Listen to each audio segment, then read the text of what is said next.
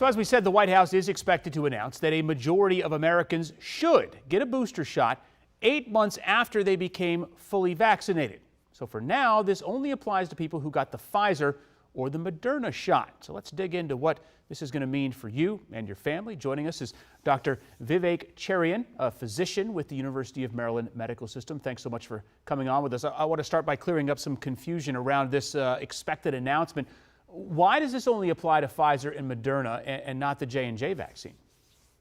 Yeah, well, thank you so much for having me. And that's a great question. And ultimately, it comes down to doses administered. Both Moderna and Pfizer, they use similar technology. They're both mRNA-based vaccines. And we started administering those doses much earlier than we started administering J&J. And it takes time to collect data to assess vaccine effectiveness, particularly to see how the vaccine's effectiveness wanes over time. Now, the J&J vaccine works similarly, but ultimately it's a viral vector-based vaccine. But in this case, most importantly, we started administering doses much later. So there've been several million more doses of the Moderna and Pfizer vaccines administered. We have more data to support.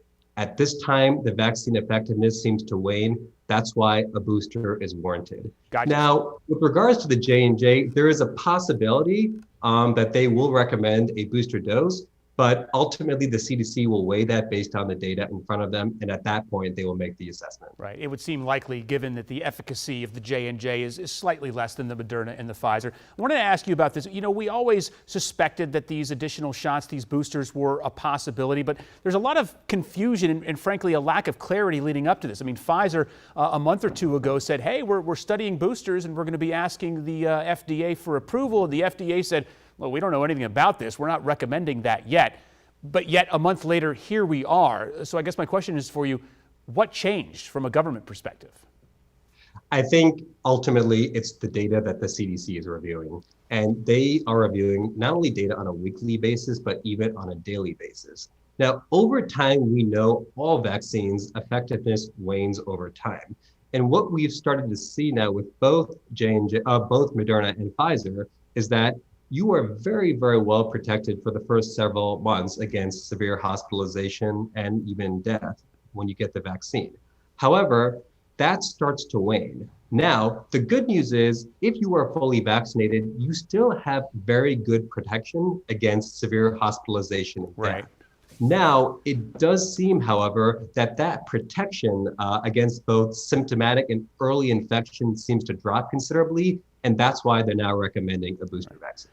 One last question for you, Doctor, just real quick. We know that all of these vaccines that are available right now are only under the emergency use authorization from the FDA. We can't have boosters and additional shots until that they're fully approved. When do we expect that? So ultimately, the FDA is a completely independent organization. Even the President of the United States won't be able to tell you when they're going to officially approve it.